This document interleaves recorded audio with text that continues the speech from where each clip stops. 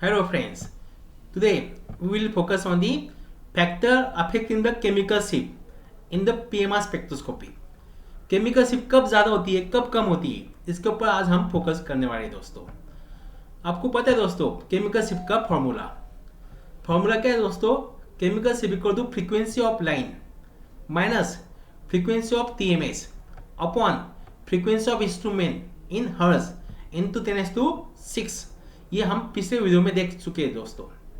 तो दोस्तों इफ आपको पता है दोस्तों, if electron density is more then shielding is take place and chemical shift is decreases that is go to up field. If electron density is less then this shielding is take place and chemical shift is increases that is go to down field। दोस्तों दो first factor है that is called inductive effect. आपको पता है inductive effect क्या होता है दोस्तों? The permanent polarization in the adjacent bond due to polarization in the sigma bond is called as inductive effect. अगर एक बॉन्ड पोलर रहा तो दूसरा भी बॉन्ड क्या होता है दोस्तों? पोलर होता है। तीसरा भी बॉन्ड क्या होता है? उसके एडजेसेंट का पोलर होता है। उसे कहते हैं हम इंडक्टिव इफेक्ट। इंडक्टिव इफेक्ट के लिए बॉन्ड पोलर होना जरूरी है और बॉन्ड पोलर होने के लिए दोनों एलिमेंट की इलेक्ट्रोनेगेटिविटी क्या होना जरूरी है दोस्तों? डिफरेंट होना चाहिए। सेम इलेक्ट्रोनेगेटिविटी रही तो बॉन्ड नॉन पोलर होता है। जैसे कि H2 का बॉन्ड नॉन पोलर है, पर HCl का बॉन्ड क्या है दोस्तों? पोलर है। तो first that is a methanol and second is a thiol. तो ये दो कंपाउंड में दो CH3 ग्रुप है। कौन से CH3 ग्रुप की केमिकल शिफ्ट कम होंगी या कौन से CH3 ग्रुप की केमिकल शिफ्ट ज्यादा होंगी? We know that the electronegativity of oxygen is more than the sulphur. Oxygen की इलेक्ट्रोनेगेटिविटी क्या है दोस्तों? ज्यादा है, इसलिए इलेक्ट्रॉन ऑक्सीजन के क्लोज रहेंगे, लेकिन CH3 से क्या रहेंगे? वो दूर रहेंगे। Therefore electron density around the CH3 group is decreases. If electron density decreases, then this shielding is take place, and if this shielding is take place, the chemical shift is more. Therefore, methanol CH3 shows more chemical shift value as compared to thiol CH3 groups. That is first factor. The second factor that is called as diamagnetic anisotropic effect. But what is mean of anisotropic effect? दोस्तों anisotropic effect क्या होता है? उसके ऊपर हम first focus करेंगे दोस्तों। आपको पता है दोस्तों anisotropic means the physical property of an object are different if by measuring from different direction. अगर फिजिकल हम डिफरेंट डायरेक्शन में एखादी फिजिकल प्रॉपर्टी मेजर करते और वो डिफरेंट आती है तो उस फेनोमेनन को हम क्या कहते हैं दोस्तों? एनिसोटोपिक इफेक्ट कहते हैं दोस्तों। मतलब डिफरेंट डायरेक्शन में उस फिजिकल प्रॉपर्टी की वैल्यू क्या होंगी दोस्तों? डिफरेंट होना चाहिए। उसको हम क्या कहते हैं दोस्तों? एनिसोटोपिक इफेक्ट। दोस्तों अगर हमने दो फील्ड अप्लाई किए, एक फील्ड तो जनरेट हो गई है that is called induce magnetic field, दूसरी क्या है दोस्तों? Apply magnetic field. The electron in the pi electron system, the pi electron system means may be double bond, may be triple bond, may be alkyne, may be alkyne, may be aromatic compound, may be carbonic compound. The pi electron in pi electron system interact with the induced and applied magnetic field are different in different direction, use either shielding or the shielding।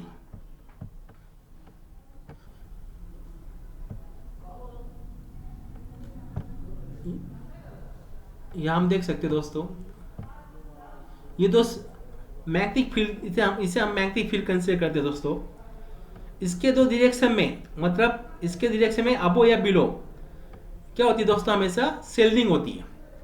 और इसके side में क्या होती है दोस्तों?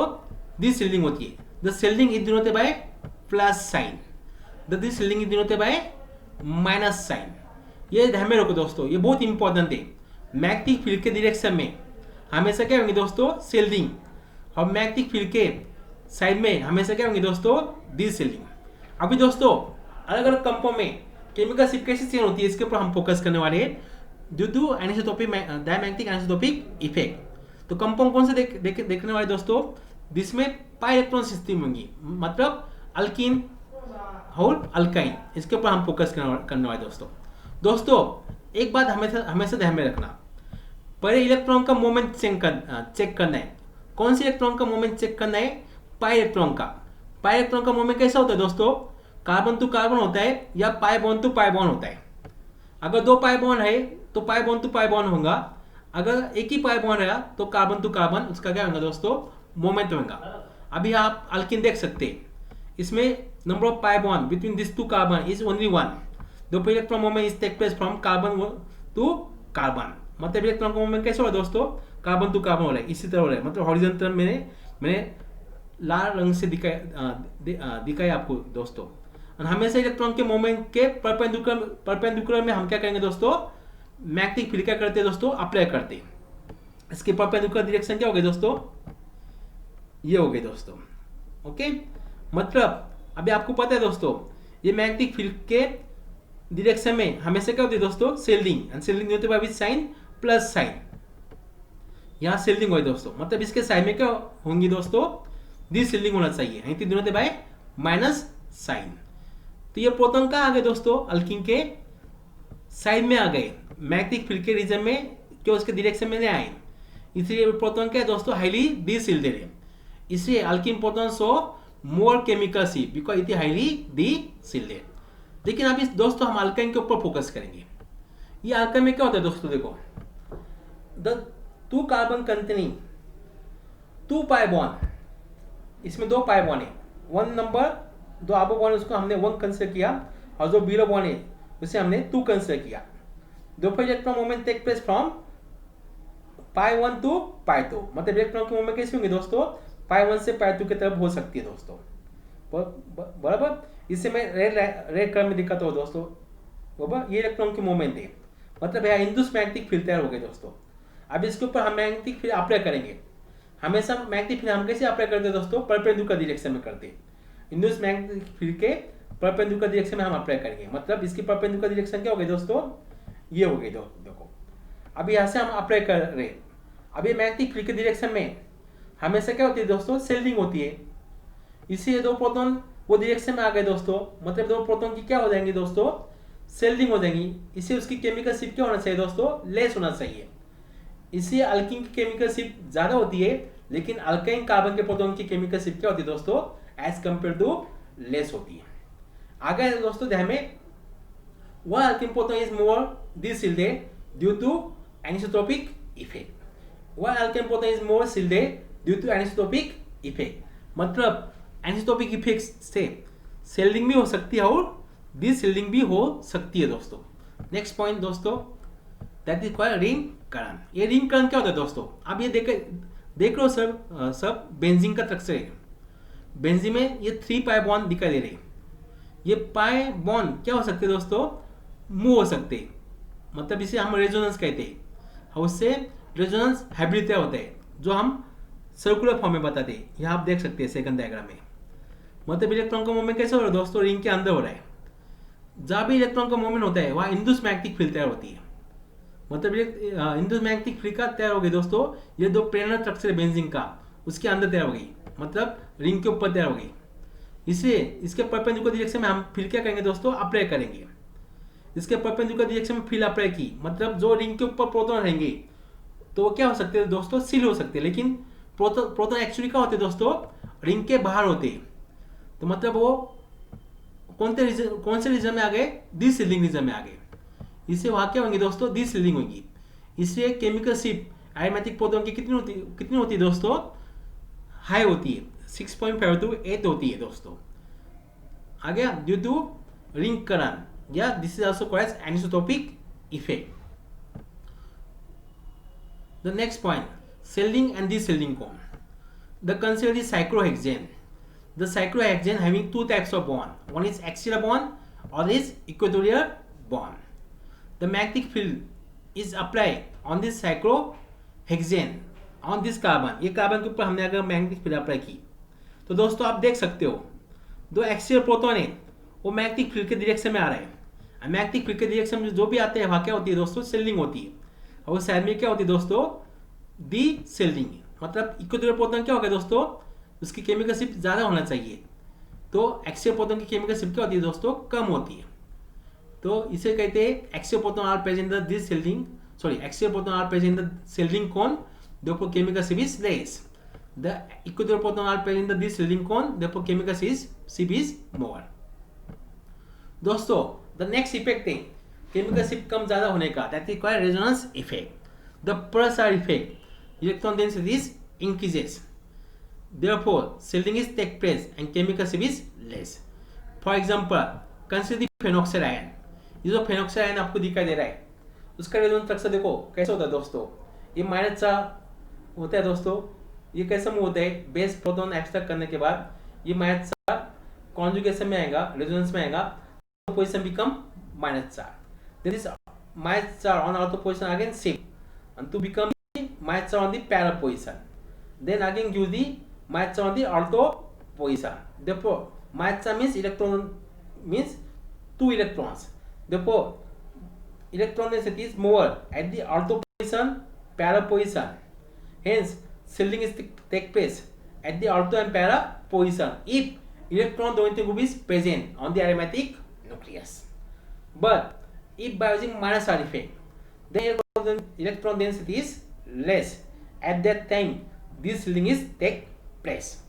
यह आप देख सकते हो दोस्तों, बेंजल है कंपाउंड है, कार्बन ग्रुप इलेक्ट्रॉन ग्रुप पे -R इफेक्ट होता है उसका, इससे ऑक्सीजन की तरफ इलेक्ट्रॉन चले गए तो ऑर्थो पोजीशन पे कौन सा चार्ज आ गया दोस्तों, +4 आ गया। अगेन इलेक्ट्रॉन शिफ्ट होने के बाद पैरा पोजीशन में +4, अगेन ऑर्थो पोजीशन यूज +4, मतलब यह ऑर्थो पोजीशन में +4 है, +4 मतलब इलेक्ट्रॉन डिफिशिएंट, इलेक्ट्रॉन डिफिशिएंट मतलब कार्बोकैटायन होता है दोस्तों। यहाँ इलेक्ट्रॉन डिफिशिएंट होने की वजह से इलेक्ट्रॉन डेंसिटी क्या हो गई दोस्तों, कम हो गई। अगर इलेक्ट्रॉन डेंसिटी कम होगी तो उसकी केमिकल शिफ्ट क्या होगी दोस्तों, बढ़ जाएंगी, hence therefore the chemical shift is more due to this shielding is take place. The second effect that is called hyperconjugation. Hyperconjugation आपको पता है दोस्तों, दो बेंजील कैटायन है जिसे हम कहते हैं दोस्तों क्लासिकल कार्बोकैटायन। ये क्लासिकल कार्बोकैटायन है होता है दोस्तों, होने की वजह से ortho position and para position become +4, hence shielding is take place. The next effect that is called solvent effect. दोस्तों हमने देखा है जब भी हम पिक लेते तो हमारा कंपाउंड हम सॉल्व में क्या करते दोस्तों, डिजोल्व करते। समटाइम्स हम TMS ये स्टैंडर्ड करके तो वापरते हैं दोस्तों, लेकिन सॉल्व करके भी वापरते, लेकिन कभी कभी हमारा कंपाउंड TMS में सोल्यूबल नहीं होता है, उस वक्त हम दूसरा सॉल्वेंट यूज कर सकते दोस्तों, जैसे कि द्वितीय सॉल्वेंट यूज कर सकते या dimethyl sulphur oxide solvent use कर सकते। लेकिन सॉल्वेंट अगर हमने चेंज किया तो केमिकल शिफ्ट भी चेंज होती है दोस्तों। तो किस तरह से चेंज होती है इसके ऊपर हम फोकस करेंगे दोस्तों। The name of this compound is phenol. इसमें जो OH है that is more acidic protons in presence of CdCl3 the chemical shift is less as compare to DMSO। अगर हमने सॉल्वेंट लिया CdCl3 तो उसकी केमिकल शिफ्ट क्या है दोस्तों, OH प्रोटॉन की केमिकल शिफ्ट क्या रहेंगी दोस्तों, कम रहेंगी। लेकिन वही सॉल्वेंट हमने लिया DMSO, लॉन्ग फॉर्म क्या DMSO का डायमेथिल सल्फर ऑक्साइड, तब केमिकल शिफ्ट क्या होती है दोस्तों, ज्यादा होती है। क्यों, because hydrogen bonding is take place. यहाँ आप देख सकते हो हाइड्रोजन बॉन्डिंग दिखाई दे रही है आपको। हाइड्रोजन बॉन्डिंग की वजह से क्या होता है दोस्तों, ये जो हाइड्रोजन के इलेक्ट्रॉन है वो अभी ये ऑक्सीजन की तरफ भी पुल हो रहे और इस ऑक्सीजन की तरफ भी पुल हो रहे, मतलब ये हाइड्रोजन न्यूक्लियर की इलेक्ट्रॉन डेंसिटी क्या हो गई दोस्तों, बहुत कम हो गई। अगर इलेक्ट्रॉन डेंसिटी कम होती तो वहाँ क्या होती दोस्तों, this shielding chemical shift is more, very simple. The next effect that requires shift reaction. अभी दोस्तों ये शिफ्ट रिएक्शन क्या होता है दोस्तों, ये केमिकल शिफ्ट क्या करते हैं, शिफ्ट करते हैं। केमिकल शिफ्ट ऑलरेडी शिफ्ट है TMS के अकॉर्डिंग होल शिफ्ट कर सकते हैं, उसको कहते हैं हम shift reaction. Generally F block element compound are used as a shift reaction। उसमें काफ़ी करके हम यूरोपियम प्रोमेथियम का कॉम्प्लेक्स लेते हैं शिफ्ट रिएक्शन यूज करके। Generally F block element compound form the complex with the hetero atoms. हमारे compound में अगर ऑक्सीजन नाइट्रोजन कौन से भी हेटेरो एटम रहा तो उसके साथ ये F block एलिमेंट का कंपाउंड क्या करता है, कॉम्प्लेक्स फॉर्म करता है, जिसे हम शिफ्ट रिएक्शन कहते हैं। आपको पता है कॉम्प्लेक्स में क्या होता है, लिगैंड, क्या होता है मेथल आयन। लिगैंड क्या करता है, इलेक्ट्रॉन डोनेट करता है, इलेक्ट्रॉन ने डोनेट कर दिया, मतलब इसकी इलेक्ट्रॉन डेंसिटी क्या हो गई दोस्तों, कम हो गई। या बैक बॉन्डिंग से वो इलेक्ट्रॉन एक्सेप्ट भी कर सकते हैं, तब इलेक्ट्रॉन डेंसिटी क्या होती है दोस्तों, बढ़ जाती है। इससे एसिड रिएक्शन की वजह से सील्डिंग भी पॉसिबल है और डिसील्डिंग भी क्या है दोस्तों, पॉसिबल है।